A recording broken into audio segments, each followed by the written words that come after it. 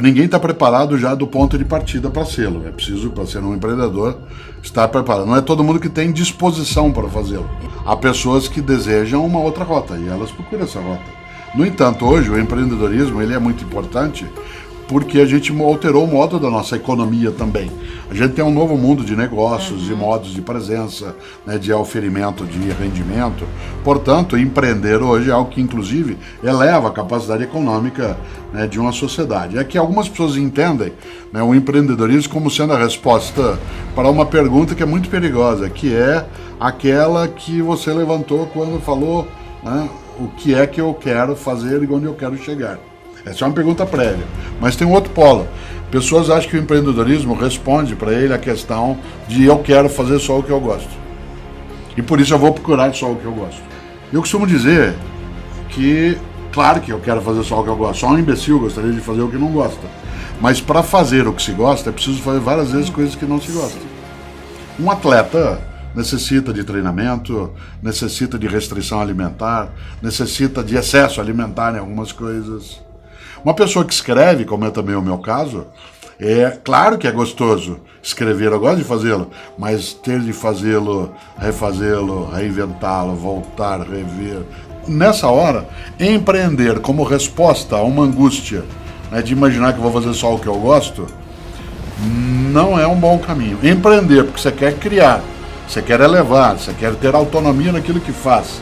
Isso, sem dúvida, é um bom passo. Mas é preciso preparar-se, inclusive, para aquilo que é a mudança de rota, porque se todos querem empreender numa direção que é aquela que oferece sucesso nesse momento, ela em breve, se a gente olhar o mercado, ela deixará, né, de oferecer sucesso. Uma das coisas que a economia coloca é o valor pela raridade, né, e não pela presença massiva. Né? À medida que você tem a presença massiva, ela vai perdendo valor, se torna banal. Então, empreender naquilo que é o novo, e não naquilo que é mera novidade. Porque às vezes aquele lugar que eu quero chegar e que eu estava colocando meu esforço, ele não vale o esforço. Isso vale quando você está, por exemplo, num casamento, numa relação de trabalho, num projeto em que eu coloquei todo o meu esforço, aquilo não está funcionando, eu vou no plano B para chegar ao mesmo lugar. Não, tem hora que eu não quero mais chegar naquele lugar. Né? E aí eu vou mudar de plano mesmo. Né? E não apenas de modo de chegar àquele lugar. Portanto, nessa hora, eu desligo o aplicativo e uso a minha cabeça. A ideia de persistência é bastante forte, você imaginar que persistência não é tacanhez mental. Eu persisto numa rota enquanto ela tiver resultado. Se ela deixa de tê-lo, diz, não, eu vou do mesmo jeito. Parece um pouco, um dia eu estava numa reunião com analistas franceses, e eles falavam sobre mobilidade urbana, e eles faziam uma avaliação sobre nós brasileiros que é muito curiosa. Eles diziam, o brasileiro, ele talvez seja um dos únicos motoristas do mundo que ele bate certo. Se eu estou vindo aqui é o meu lugar e o outro vem, em vez de eu desviar, eu continuo. Porque se eu estou certo, então eu bato. Eles falavam sobre a dificuldade de lidar com a noção de defensiva, né? Bate certo. Ora, há pessoas que elas, mesmo que elas tenham necessidade de desviar daquele objetivo, ela diz, não, mas se eu assim pensei, é até lá que eu vou. Ora, isso muitas vezes é tolo, né? Isso não é sinal de determinação, pode ser sinal de redução mental, né? Quando você acha que você não precisa mais chegar naquele lugar, porque aquilo não compensa o esforço que você está fazendo, para que fazê-lo? Vale o mesmo para na vida não bater certo. Hoje não há uma coincidência mais direta entre graduação e carreira. Eu posso ter uma graduação ou não tê-la e seguir carreira num ponto, mas vamos voltar um pedaço. Embora a gente tenha essa possibilidade múltipla, não dá para todos terem a mesma possibilidade no múltiplo. Isto é, não dá para todo mundo ser youtuber, senão não haverá por que sê-lo. Embora ser um youtuber hoje, eu, por exemplo, tenho um canal no YouTube, mas não dá para todos fazerem porque, né, se todos estiverem nessa única direção, nenhum de nós será necessário. Né? Existe uma coisa nesse campo que é imaginar que isso será talvez um movimento passageiro, em relação não a isso da profusão de possibilidades, né, mas da possibilidade das pessoas fazerem aquilo que outros estão fazendo. Isto é, há uma certa repetibilidade também nisso, mas há uma insatisfação positiva.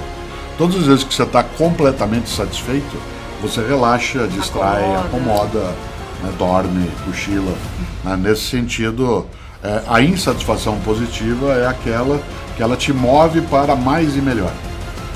Não é aquela que te coloca na situação de resmungo, né, em que você apenas o tempo todo reclama, diz as coisas não funcionam, nada dá, né, ninguém gosta de mim, ninguém me ama, né, ninguém me quer, etc. Toda uma lógica que é sempre de murmuração, de resmungo. Mas, sim, a insatisfação, quando ela tem uma marca de busca de crescimento, ela tem uma positividade que é bastante presente. O que ela não pode é essa insatisfação não ter um ponto de sossego, porque ela não oferece momentos de harmonia, né? E você tem harmonia quando você tem a satisfação por um tempo, mas sabe que ela não será duradoura, e nem deve sê-lo. Toda satisfação muito duradoura, ela te deixa em estado, né, de dormência, e esse estado ele é perigoso. Será que nós temos gente hoje mais confusa pelo excesso de caminhos? Vários. Mas será que isso é melhor do que era antes, quando não havia escolha? Sem dúvida. Porque antes não é que eu não tinha gente confusa, eu não tinha a possibilidade de mudar a escolha. Agora é que eu preciso ter mais critério. Antes o critério não aparecia como necessário, não porque eu já os tinha, mas porque eu não tinha outro caminho. Ou era essa rota, ou era essa, ou era essa. Agora não. Agora eu tenho que fazer escolhas. Por isso que a formação de critérios de decisão, ela é um componente forte para a formação de pessoas nos tempos atuais. A conversa, né, do Lewis Carroll lá no Alice no País das Maravilhas, ela ganha muita atualidade quando se imagina que tantos são os caminhos que é preciso ter nitidez do para onde você quer seguir, onde você quer chegar. E essa pergunta tem que ser feita e a filosofia ajuda a fazê-la. Não é a única que faz isso, mas a filosofia ajuda bastante, porque a filosofia lida mais com os porquês do que com os comos. Interessa mais a filosofia entender por que as coisas são nessa direção do que de fato, né, aquilo que elas são de fato. Não é à toa, eu tenho um livro chamado Por que Fazemos o que Fazemos?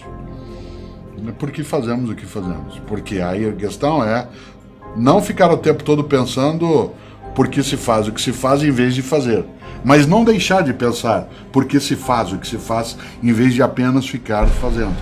Nada de ser um servo daquilo que não conhece, né? E a palavra servo, né, em alguns idiomas, entre eles aquele que está no miolo da Europa, é robota, né? Portanto, não seja um robô, né, daquilo que está à nossa volta em relação. Tenha autoconhecimento, lembre-se do Sócrates, conheça a ti mesmo e acima de qualquer coisa seja capaz de lembrar de algo que é importante, que é a marca da independência do pensamento, e lembrar algo que é estupendo, né? Como eu, não existe mais ninguém, mas não sou só eu que sou.